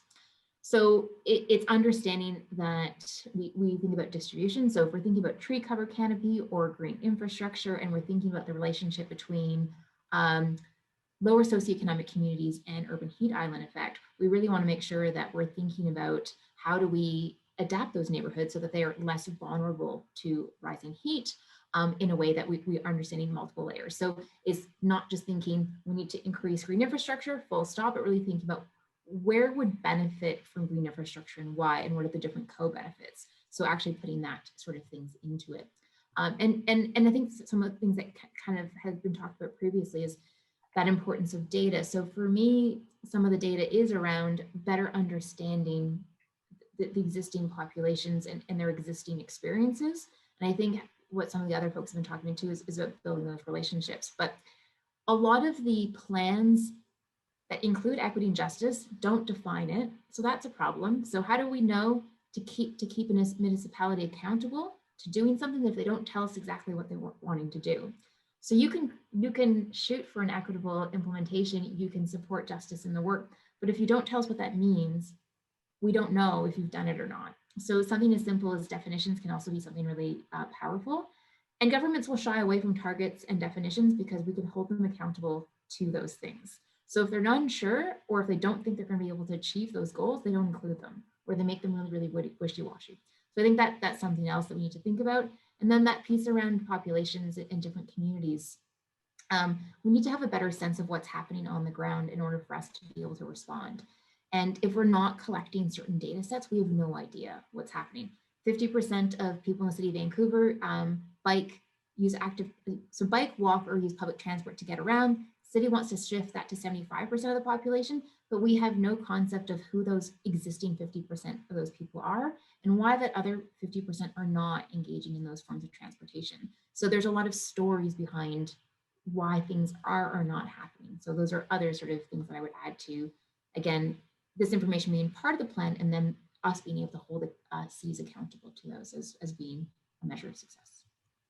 One of the questions in the chat as well is, what are some good ways someone with privilege can incorporate equity into their environmental work? I know that Maya wanted to jump in around definitions of equity, but if anyone else also wanted to answer that question, go ahead, Maya. Yeah, thank you. I just wanted to, it actually takes us back to the last question, but I think one of the challenges that I find a lot when working in the space between social justice and ecological justice is that we have a really hard time in the social justice space to actually see ourselves as as accountable to the Earth system. We have a hard time seeing that social justice issues are actually also ecological justice issues, and so then we always think we have to solve these social justice issues first, and then we can work on the environment. And I think climate change actually shows us that that's not true. It's actually not possible. We actually need to work on both issues together and do that really smart planning, that multi-solving approach where we try and tackle social problems and climate problems at the same time. And we've heard this theme a lot, but I think really if we continue to have a hierarchy of ideas about which equity issues are more important than others, then I think we're going to continue running into the same problems that we have. Whereas if we say we have these pressing, urgent issues that need to be solved at the same time, in terms of our thinking or our design principles that we're working on. That doesn't mean that we're not dealing with really urgent social issues, but when we're trying to do design principle thinking, when we're trying to actually design different knowledge and different approaches, which does take us into imagining a future, we really do need to stop having this hierarchy of equity needs in our minds, I think. And I think also I am learning so much about really when we look at Indigenous sovereignty and we work government to government and nation to nation, we are problem solving many deep inequities, and we are also learning how to build greater sustainability in a deeply profound way. And that's one example of what I'm talking about, are these kind of paradigm shifts about how we frame the problems. And I just think, so how we define equity and work together across initiatives and movements on equity issues is part of the solution, I think, to the repeated challenges we have. So I just wanted to put that out there as a thought. Thank you, Mel. I'm going to go to Salem and Eugene next, and I'm going to ask you both to also include your closing remarks in your statements after you answer the questions. And I'll go to the other panelists as well, because we also have 3 respondents we're going to get to who have been patiently listening throughout the afternoon. So, Salem. Yeah, I'm going to do my best to wrap an answer into as many of these questions as I can. Let's see if I can pull it off. So, okay, I'm going to talk about the privilege question and then go into the Indigenous connection. So I think on both of them, it really gets down into, for me, it's about coalition building. It's about building coalitions across socioeconomic communities, among racialized communities, among different marginalized communities, and building actual coalitions full of actual people, not just leaders, but like people. And the challenge I have, well, there's a couple challenges that we have. One is there's this presumption that racial justice is automatically progressive, and it's not. We know this because we know that companies like Uber can spend millions and millions of dollars to oppose legislative initiatives that grant Uber drivers employee rights, and overturn legislation in places like California, which is now becoming a standard around the world to oppose workers' rights for Uber employees, many of whom are racialized, and at the same time proclaim themselves to be allies of the Black Lives Matter movement. So clearly, racial justice is not inherently progressive. It can be co-opted by corporatist agendas as well. And the challenge there as well, I think, is I've sort of been, I think that part of it is that the focus on privilege, for example,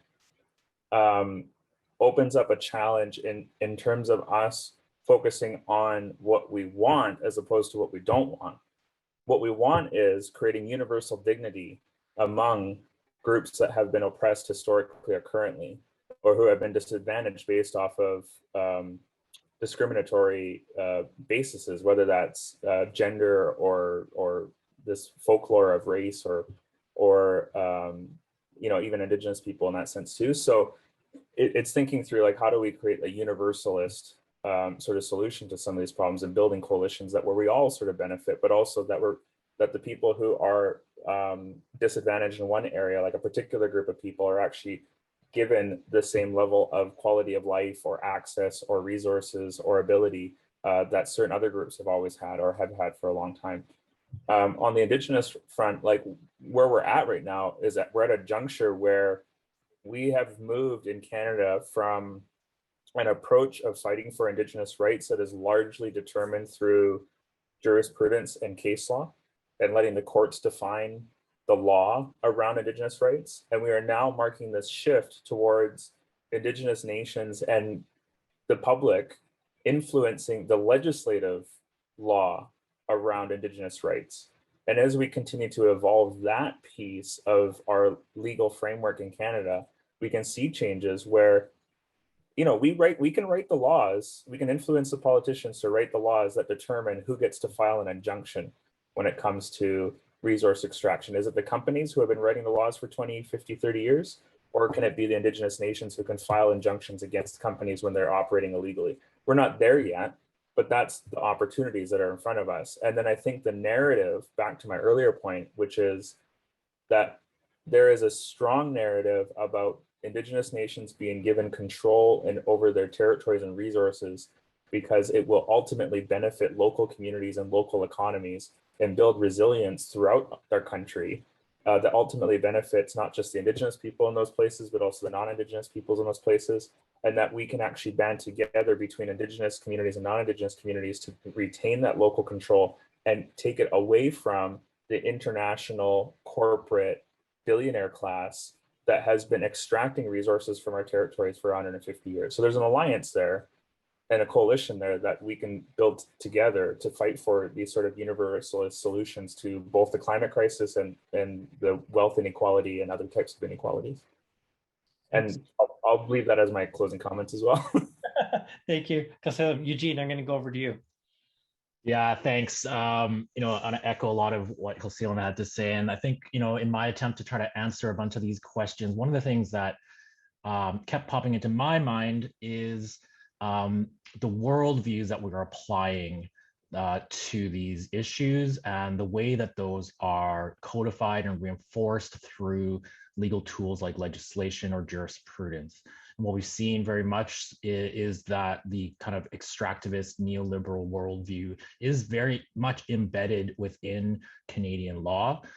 You know, that touches on the question around injunctions and who gets them and why. And what is it protecting? But it goes all the way back. You know, my grandfather's head tax paper has on the top of it the Dominion of Canada. This notion of dominion, this idea that the natural world is here as a tool for us, for humans to benefit from, and the only value comes from whatever human benefit comes from it, so that a forest is essentially reduced to the number of board feet you can extract from it, rather than valuing its existence as a whole and as a habitat that impacts us. And that touches on kind of a little bit what I was talking about at the top, right? Where instead of pitting environmental issues against health, we then understand that the state of the environment is a direct relation to our own health, because instead of being separate from that natural world, it recognizes that we are also from it. And so you see that, I think that thread plays out, and there are ways, I think, to combat that within our work. Just to pick up on what Salem was saying, you know, the laws and that are grounded in the worldviews of Indigenous peoples whose territories you are on, and that we're all kind of acknowledging. There's also, I think, a responsibility to try and understand those and to live according to those. When I go traveling into another country, I try to learn a little bit of the language and understand the customs, because you know they're different. And I think there's a responsibility as well, not just in acknowledging the territories you're on, but actually living by the laws of those of the Indigenous peoples where they're from. And sometimes that's hard to you know, to fully grasp or understand. Certainly, there's a lot of really interesting and exciting work happening around revitalization and application of Indigenous laws. But it just struck, like, I remember being on a march along the Trans Mountain Pipeline route in Burnaby a few years ago, and was just chatting with you know, a Burnaby soccer mom, which I say with much love because that was my mom as well. It was my Burnaby soccer mom, and we were talking about the pipeline. We were talking about the National Energy Board process and the report, which of course was very controversial. And this mom said to me, unprompted, like not knowing necessarily my work or what my involvement was, like, yeah, we don't need the National Energy Board. We have the Tsleil-Waututh assessment, and that speaks to me so much more because it actually addresses the things I care about. It looks at climate when the NEB didn't. It's a more wholesome assessment that doesn't just look at ecological impacts, but as a whole, but impacts on culture and rights as well. And so, I think there's a lot that we can all do with our various positions of privilege to both make space for that, for those conversations, but also to learn ourselves and to live by those laws, which I think, as you see, those values that as Ruben kind of touched on at the beginning, are much more universal and actually connect a lot more to people than the Canadian Energy Regulator Act, which, if anyone's read it, it's not that exciting. Never read. Okay, I'll end there. Thanks. Thanks so much, Eugene. I'm going to go to the rest of the panelists to close, and I'm just going to let the Public Square team know we're likely going to be 5 to 10 minutes late. I don't want to compress people's thoughts and comments. I'm going to go to Anjali next. Thank you so much to the panelists. I just learned so much just from everyone's comments. So thank you so much for that. And I don't have much to add to what the last two closing statements said. Seeing these questions and seeing where people's thinking is at. I mean, I think we're in a really good place to even be asking these questions. And as someone asked in the chat, and I made a little answer, I think what Eugene said is right. Like, this really needs to be everyone's issue. And we know that the climate movement has been so narrow in terms of who considers themselves to be a part of it and who's welcomed into it. And that, even though there's so much more awareness on that, that's still the case today. And the narrowness and sort of the middle class whiteness of the climate movement has also influenced the underpinning images, ideologies, and paradigms that people bring to the movement, namely that of a European sort of Enlightenment era notion of like how we exist on this earth and how we exist with each other. And there's so much unlearning to be done there. But to me, what my work will focus on, hopefully in the next few years, is activating people who have different worldviews and who have different relationships to earth and each other, and helping them to feel ownership of this moment that we're in as well. I think there's so much potential for my community, for other diaspora communities, to connect with this issue in a way that is connected to homelands that are outside of this place, and in solidarity with Indigenous peoples here. So yeah, thank you so much for the opportunity to be a part of this. Thank you, Anjali. I'm going to go to Tessica next. Thanks, and I actually wanted to maybe just uplift Anjali, because I don't know if you remember this, but when I was in high school, she was speaking at international climate conferences and really inspiring and like catalyzing me and my peers in high school. And I remember she had this slogan, just get it done, right? Because we don't have 10, 20 years to wait. And she's a big part of why I'm still in this movement. So I think one of the beautiful things about this panel, that there's so many folks on this panel, Eugene, Mark, Salem, that like our work has connected with each other multiple and our paths have crossed in so many ways, because this is truly a climate community that's been fighting and working as a movement for a very long time. I think I've spoken already to the privilege piece about how to get educated and how to bring people along in that work and to leverage your privilege in a way that shares the privilege and the resources that you have.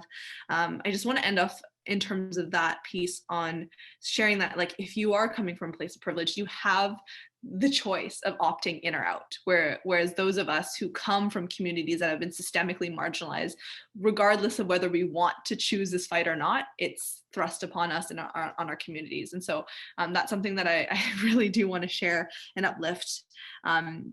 I am also similarly to Salem going through and trying. I would like to speak to a couple of as many of the questions as I can, but in a succinct way. I think there was a question by Candice Leroy about like just speaking to senior levels of government and like senior officials, level management. How do we actually convince them, because they might understand loosely why climate is important and loosely how they're connected to each other, but they don't necessarily see it as integrally being a part of a part of one piece of work as opposed to competing priorities. And I think it's really to Mark's point around creating, like, hand delivering these win-win-win solutions, because there are win-win-win solutions, right?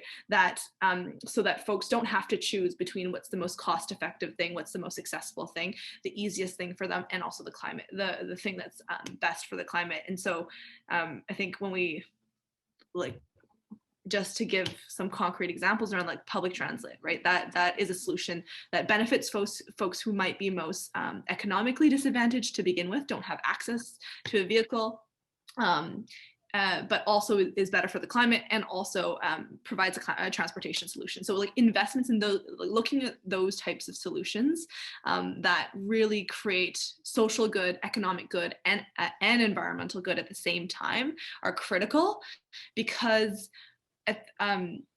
there are communities for which climate and climate issues will never be a priority, because there's so many other issues that will always come first, whether that's just plainly about survival, whether that's about, like, racial justice, whether it's about transportation or access to food. Like, there will be other issues that will come up before.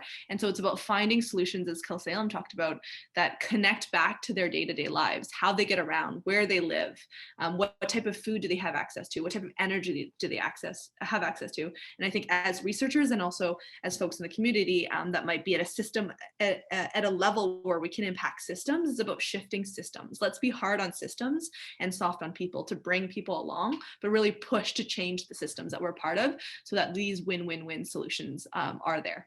Thanks, everyone. Yeah, thanks, Jessica. I'm going to go to Mark, then Andrea, then Maya. If you guys could keep it to about a minute each, that would be wonderful. Okay, thanks so much. And yeah, thanks to my fellow panelists for a really engaging conversation. Really excited to see where it goes next.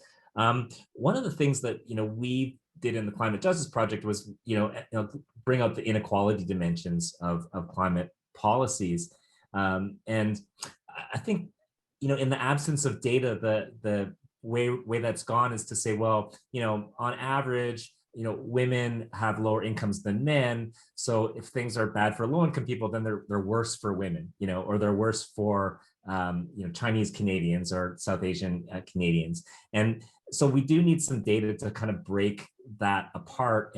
But also, I feel like I don't want to just move ahead with the assumption that the research is only going to be about how certain things are bad for marginalized communities. I want to hear stories about empowerment and resilience and transcendence, because there's so much more to it. And they're very wealthy Chinese Canadians, very wealthy South Asian Canadians. And like, there's a whole diversity and richness of experience there. And we should be careful not to just pigeonhole that, which isn't to say that that's not true in a large majority of the time, that marginalized communities do actually fare worse. But it's the type of stories that we're telling, and just being open to broader understandings and transformation that come out of different cultural traditions. And that could be really something that benefits our own understanding and of how we move forward on climate justice. Yeah, thanks so much, Mark. I'm going to go to Andrea. Great. Yeah, just building on Mark and Tessica's comments, I think it is really important that we focus not just on, again, recognizing these injustices, but providing examples of communities and folks that have actually done some really amazing, innovative things, and thinking about those win-win-win. So I think it's important that those are part of the stories that we're telling and part of the policies that we're trying to develop and implement. Something that I wanted to touch on, that's kind of the sort of more maybe vanilla, unradical way to think about what everyone's been saying, is people have been talking about the differences and the importance of recognizing different worldviews and different communities, but also recognizing that climate justice is an issue for everybody. I do this work within governments, and we tend to think of the government as this one entity that's maybe monolithic, but we want to change the system. And I think institutional change is exactly where we need to be focusing. And yet within the institutions, people exist. We have sewage engineers, which if you will ask them, is equity important? Yes. Is it part of your work? No. How would I incorporate equity into my work as a sewage engineer? So I think we also need to be thinking across the worldviews that exist within institutions as well, and the training and the experiences that people have, and kind of working, understanding that people exist within those, but that there's also an opportunity to work within the systems to change the system, and ways that we might want to think about that, but think about that in the way that I think everyone has talked about that at the community level, and to think about how we might want to bring those two spaces together, or those two different communities of practice together in different ways. So I know it might sound a little bit boring, but I think that work's also really important in establishing new policies and new legislation, so that people who are doing that work understand why they're doing that work. And if that means connecting to different communities, that we give them the tools to do that. But if it means changing their own worldviews, that we also help them to do that work as well, because this work isn't just about one department's job. It really should be something, again, it's something that everyone needs to be doing. And I really like Tessica's comment of folks like me get to choose if I want to do this work or not. And I think we really need to have that as part of a broader conversation with civil servants and politicians when we're talking about, again, this policy and legislative change as well. So thank you for that comment. And that's all from me. Thank you, Andrea. I'm going to pass it over to Maya. I know that she has to go at 4 o'clock. We also have 3 respondents that are going to be speaking back to the comments that you've made over the course. So we'll be going till about 4:10 or so. Maya, over to you. Yes, thank you so much. And I'm sorry, I do have to go. You know, I think if there's one thing that I use sometimes to reality check, it is this idea of intergenerational justice. And we have, you know, these targets of 2050. And so I like to invite people to think about, okay, well, if we need to get to this target in 2050, and we're talking about a child who's born today, so they're going to be about 30 or 29 when they get there. What is that person's life going to be like? So how are we going to be making that transition to a zero net carbon future? What are we going to do about racism along the way? What are we going to do about gender equity or safe streets when we're trying to do higher density housing? So all of those things, I think, help us really connect to the reality of what every step along the way is going to be for that child born today when they're 30 in the year 2050. And I think that's very helpful for us to finding ourselves in that story, no matter how we come to the task of building back better, or building a better future. So thanks. Thank you so much, all of you, for sharing your thoughts. I'm going to ask our 3 respondents to turn on their screens. We have with us Bentley Allen, the Associate Director of the Pacific Institute for Climate Solutions, Jonathan Fowley of Vancity's External Relations and Impact Strategy Division, the Chief External Relations Officer, and Mumbi Maena, a social planner at the City of Vancouver. I'm going to ask Mumbi to begin her response first. Welcome, Mumbi. Thank you so much, Am, and all the panelists and all the participants who have given us such a lively and thought-provoking discussion this evening. My mind is filled. I did not know where to start. But I'm just intrigued by the wealth of knowledge and deep care and passion that has been expressed here today. And I just want to acknowledge that I'm joining you today from the homelands and traditional unceded territories of the Musqueam, actually all the Hankamina and the Skohomish speaking peoples, but I work in the traditional unceded territory of the Musqueam, the Squamish, and the Tsleil-Waututh peoples. And I've listened to our panelists take us all the way from telling us the history of the environmental movement with Eugene there, and Anjali taking us and reminding us what the root causes have been of the climate crisis that we're experiencing right now, and some of those global solidarities and movements and the differences that she's been seeing there. And I think Salem has also given us some wisdom there about and the potential to have actions that are equitable and that close those gaps of inequities that we see. And also inviting us to think about patience, because this work takes a lot of time. And then we've also heard about, from Tessica about research, about youth movements, about positionality and the questions that we need to be asking. And also from Andriana about really rethinking research and also looking at our local government and what's happening in those climate policies. And Mark and Maya talked to us about examples of policies and the impacts that some of the pricing policies are having on marginalized communities, and also thinking about socio-ecological research and bringing equity into these questions and into these discussions. I'm a seat at the margins as someone from the Global South, and also someone who lives in Burnaby, right at the foot of Burnaby Mountain, where the Kinder Morgan pipeline right passes here. And I have been thinking about the invitation from Ruben George to see our humanity, right? And we know that communities who are most impacted, their humanity is not valued, right? So when we are invited to think about humanity and looking at our interconnected humanity, what does that mean for us, right? And as we think about our systems, our climate organizations, our policies, our governments, what are the structures? Some of the questions that come to mind is really thinking about the structures that are so instituted, that reproduce, and when there's efforts to shift them, they're made in such a way that they go back and they protect themselves. So we need to start dismantling these institutions. We need to start thinking about what are the values that are produced by these institutions? What are the norms and what are the cultures that are so embedded that reproduce inequities and really contribute to those systemic barriers that we continue to see? I also want to offer, in terms of research, there's some questions that we need to be asking ourselves. Who are we researching for? And how do we see the perspectives of those that we research? And how do we bring these different conceptualization of climate, right? Because we know the environmental movement, and the environment is a socially constructed idea. So what do we mean when we go and ask people different questions? How do we bring in diverse perspective into these research that we're doing? And also really thinking about our governance model. How do we plan, right? So we're used to these linear models of planning where we come, we conceptualize a problem, and then we come up with a policy, and then we implement, and then we evaluate. But how do we really examine our ways of working in messiness, in uncertainty, in discomfort, right?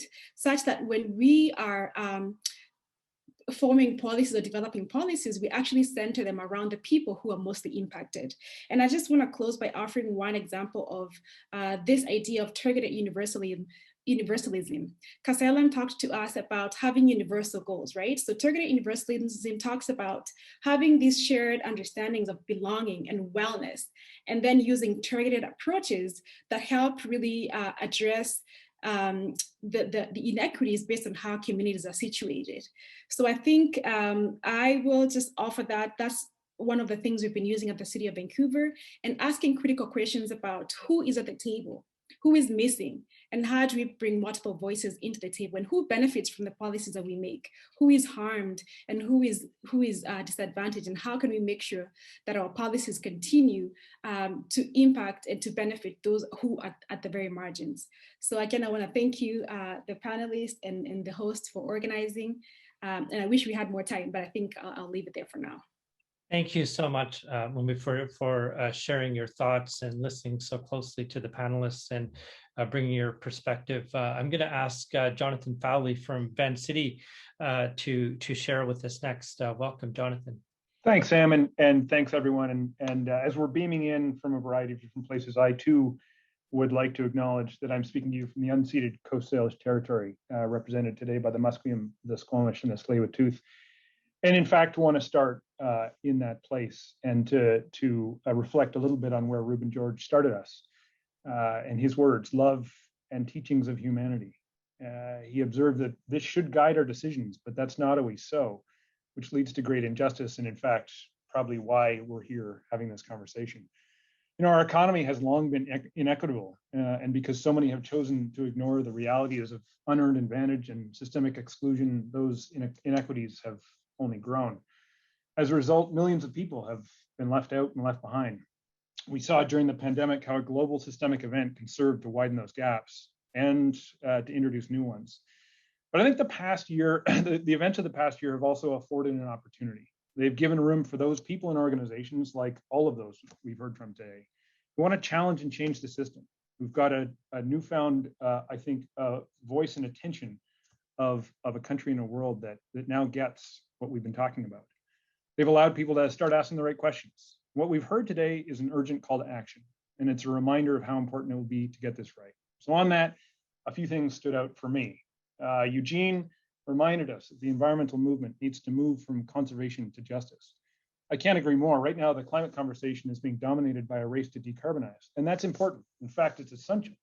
We all need to get to a low or no carbon economy, but how we get there is so much more important than when. That's why we need to be talking about the existing systemic inequities that will be made worse by the coming climate emergency, those who will be left further behind. And also, I liked what Mark said about the emerging opportunities and how we ensure we are both thoughtful and deliberate about who needs to be included. The question of how we do this. Anjali talked about the need to have a worker-centered focus. She reminded us that the way out of the crisis lies outside our current colonial cultural constructs. Such an important point, and I think one that is hard for many to conceptualize what that means and what that looks like, but also one that we must do. Salem, I think in a couple of different ways, talked about how the climate movement needs to learn how to speak to the working class, that it's about building actual coalitions among actual people. I love that line. At the same time, we've also been reminded of something important. With COVID, we're living through a dress rehearsal for the climate crisis. And we know the ripple effects of what's to come will have nothing to do with what caused the crisis. Instead, it will be about how our systems are equipped to respond. And on that, I want to end with the focus on data. Eugene, Tessica, Adrienne, Maya, everyone really spoke about this in one way or another, about how we need data to understand the emerging gaps. How do we do that if we can't see them, if we can't measure them? We might not be able to do that directly, but there are ways to get to them. And it's essential that we do it, and we start doing that now. It's also essential that we work with marginalized communities, not on them. I really love that construct. A few people use that language. I think it was Adrienne who talked about being accountable and responsible. And finally, Maya reminded us we have to be clear about defining equity and address I like this line, silences in social data. All of that is just such a good reminder of how rigor now will lead to better outcomes tomorrow. With that, I think there's one quote I want to end with, and it's from Salem. This is the existential issue of our generation, and it requires a commitment to act now. If the panel today didn't remind us of that, I don't quite know what will. So thanks to everyone, and thanks to SFU and everyone else who put this on to bring this conversation together. Yeah, thanks so much, Jonathan. I'm going to go over to Bentley, Associate Director of the Pacific Institute for Climate Solutions. Bentley. Great, thanks to the organizers for the invitation and for all the panelists for their really thoughtful comments. I just maybe wanted to start with something that Tessica and Adrienne and a number of the other panelists mentioned, which is, how do we do research and how do we engage as folks coming from the academic community or from a research-based background with marginalized communities? How do we engage in a way that is accountable and responsible to those communities? And as Eugene mentioned, that actually is improving those communities' lives without just simply extracting data from that life. We need that data, but we can't just extract it, and we can't just approach these communities from a place of thinking that we already know what the questions are, or we already know what the problem is, or we already know what the solutions look like. And I think something that has kind of come up in the discussion and in the chat is the importance of co-designing solutions. And that's something that I know that and the folks at the Community Engaged Research Initiative at SFU are doing. And it's something that we at PICS at the Pacific Institute are really trying to do as well. All the projects that we fund, we're primarily a funder of climate solutions research. All the projects that we fund are co-designed by a researcher and a knowledge user, which could be a member of government or a business or a civil society organization or a First Nation. And the idea of that co-design is that researchers shouldn't, come to a community and say, I'm really interested in coming up with a solution to X. What do you think about that? But instead saying, what are your needs? What are the problems that you're facing? How can we actually serve and support you? And I think there's a real opportunity to shift research and the way research is done by making it serve communities, by just starting with that co-design principle and that co-development approach. And so I would encourage everybody to take that, not only, even if you're not a researcher, if you're an activist or an organizer, take that really inductive approach of not assuming that you know what the answer is or what the problem is, or even how to set it up, but instead to come into those communities and to come into these problems with an open mind and a real scientist mentality of, part of what we're doing here is learning about what the problem is before we kind of try to pre-theorize the solutions. The other thing that seems to me to be sort of lurking in the background is, and this really is building on Andreanne's comments about change and how we should think about change, is a sort of, what this event has really helped me see is that there is a thoroughgoing critique of existing practice in climate solutions more generally that everybody has put on the table. And it kind of sets up maybe a dichotomy of thinking in terms of the insufficiency or the fact that incremental steps are not enough and that we need something bigger and broader and more structural. And that way of framing it, I think, tends to, not that anyone has framed it that way, but it kind of lurks in the background of our discussion. That way kind of makes us think that we need to either, completely have a revolution of politics or, these incremental things aren't worth doing. And what I would say, coming from my own academic background in the political economy of climate policy, is there's a clear lesson here, which is that we have to sequence policies and actions to build the power and the coalition that we want to affect further change down the line. So if your strategy is to take on the most powerful actors in our societies, the logging companies, the fossil fuel companies, right now in round one of the game, it's going to be a very difficult fight for you. But instead, if you take a longer view and find achievable and short-term goals that put you in a better position to fight a bigger fight in the next round, then you're starting to move into a different way of strategizing what the kinds of deep structural revolution-like changes that we need in order to better serve marginalized communities and better achieve equity in climate solutions looks like. So what I would urge folks to do is to think about how they can build movements that grow over time, that build power over time, and that forge connections between a present as imperfect and as difficult as it is to operate within and a future that they want to build. How do you seed principles for bigger and transformative change down the line in the actions and in the research questions that we're asking and taking today? So I'll leave it with that, and with thanks for everybody for everything that I've learned today. Thanks so much, Bentley, for sharing your thoughts. I did my own doctoral dissertation where I read a lot about tradition and change within the ecological question. So your words resonated with me, just as Jonathan's and Moonbee's did as well. I want to thank all of the panelists for sharing so generously, and the respondents as well. I want to thank the partner organizations who made this happen. The Pacific Institute for Climate Solutions, Canadian Centre for Policy Alternatives, BC Office, SFU's Faculty of Environment and Office of Sustainability, SFU's Vancity Office of Community Engagement, Public Square, and Vancity. And just remember that the Padlets are open for another 30 minutes if you'd like to contribute your thoughts. It'll help us program future events and inform a report we'll be writing and circulating out to you shortly as well. And lastly, I'd like to mention a funding opportunity with the Opportunity Projects program. Invites proposals that advance innovative and impactful ideas that generate climate solutions. The deadline to submit proposals is August the 4th, and a link to the guidelines is in the chat and will be shared along also in a follow-up email. Thank you so much for joining us. I know we went a little bit over time, but we're talking about important things, so this sometimes happens. So thank you so much for being here, and watch out for future events that will be happening over the fall and spring. Thank you.